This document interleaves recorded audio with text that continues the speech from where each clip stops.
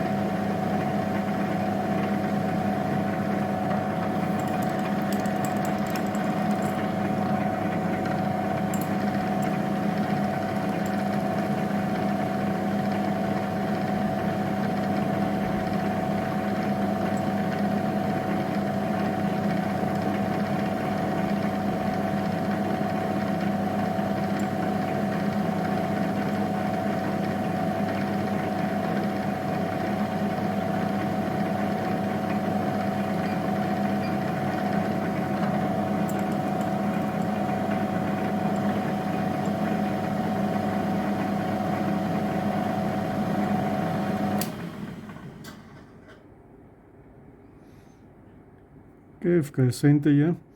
Now this piece of steel is 17.5 millimeters, which is not ideal. I would have liked it to be 20, but it matches exactly the width of the commercial units. So I'm just gonna go with it because I don't want to waste this piece of steel. Okay, quick super low-tech shortcut to get your thickness of your part in check. Just to touch a cutter down onto your this is aluminium V-block that I've made, which I'm using as a parallel. Just lightly touching it and zero out my DRO accordingly, and that will give me a reference to the thickness of the part.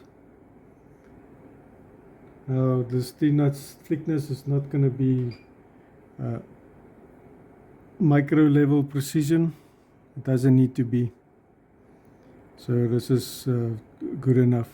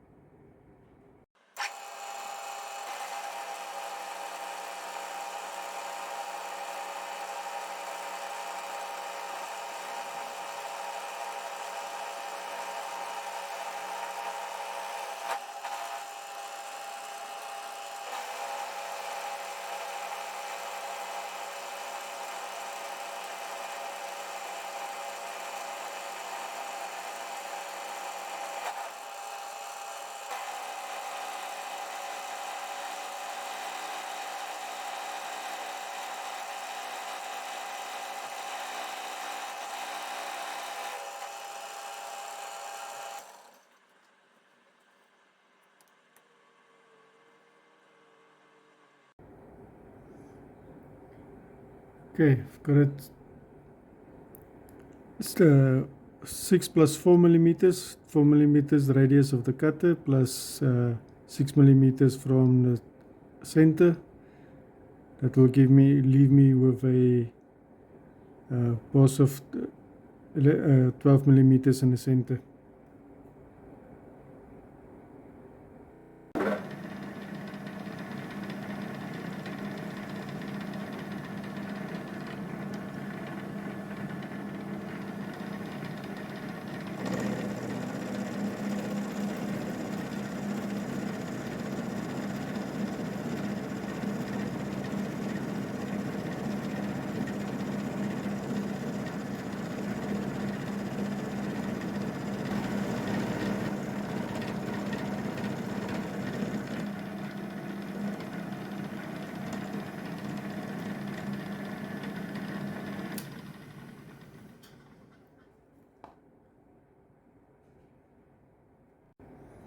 Okay, I need to rethink my strategy here. I'm going to cut into my jaws here, and it needs to be 7 millimeters deep, this cut. I've only taken 1 millimeter down and I've got a millimeter left. And this side tool is going to be in the way. So what I'm going to do is I'm going to put pressure on the vise and then mill myself the fixturing here on top, parallel if you will, because I don't have parallels in my shop, and that should give me an edge, square edge to lay this piece down on. These are sacrificial jaws that I've made for this purpose.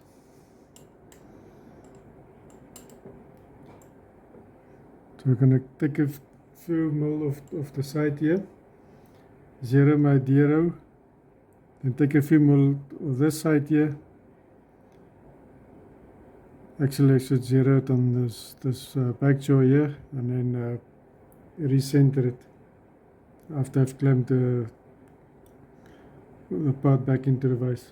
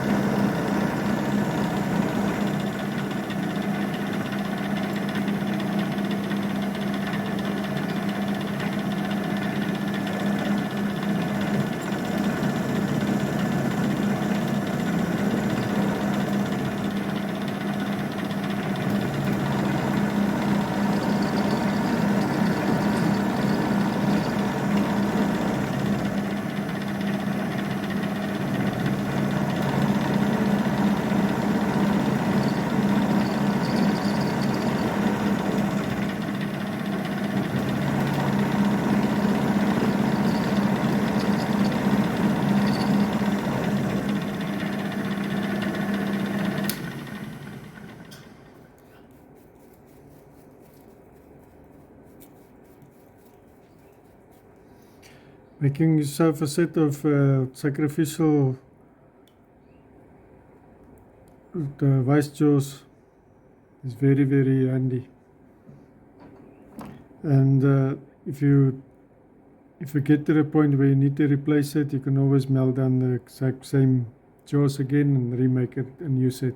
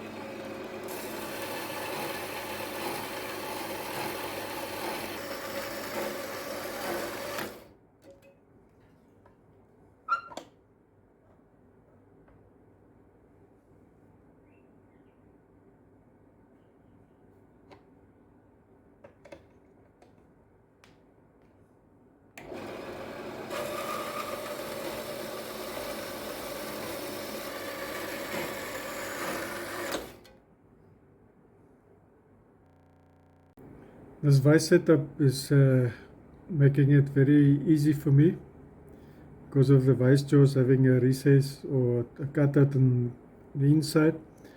I can mill this side, zero the DRO, set my offset and mill the back side all in one setup.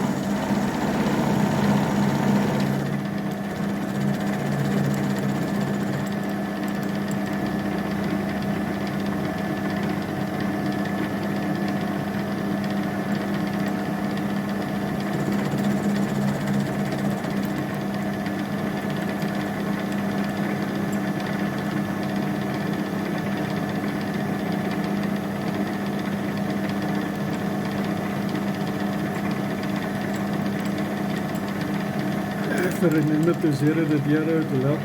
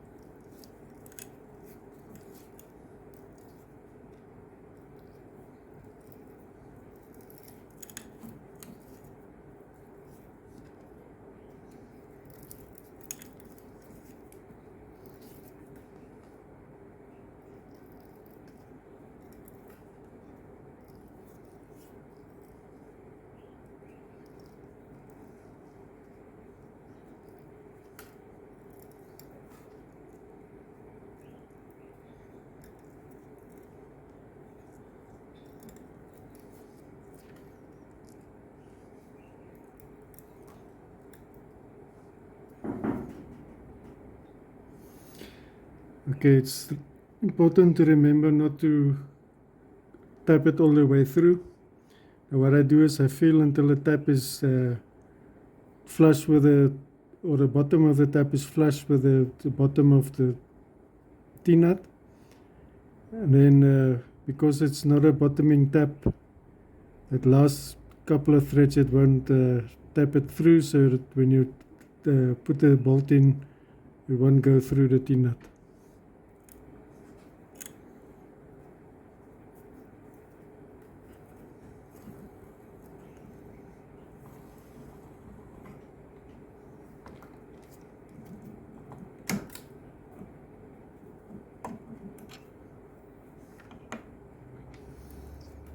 One completed T-nut. Okay, they're all done. It's got a nice tight fit. So it won't mar up to your slots on the inside.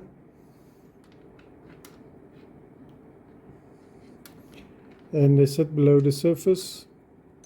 When you pull them up, there's about a little bit more than 1 millimeter clearance there. And most importantly, your bolts can't thread all the way through, which protects your T-slot from breaking out. Now this takes quite a bit of time. I think I've spent about 3 hours or more on this. It's absolutely worth it, especially if you want to get nice tight tolerances on these slots here. I hope you enjoyed it. Until next time, cheers.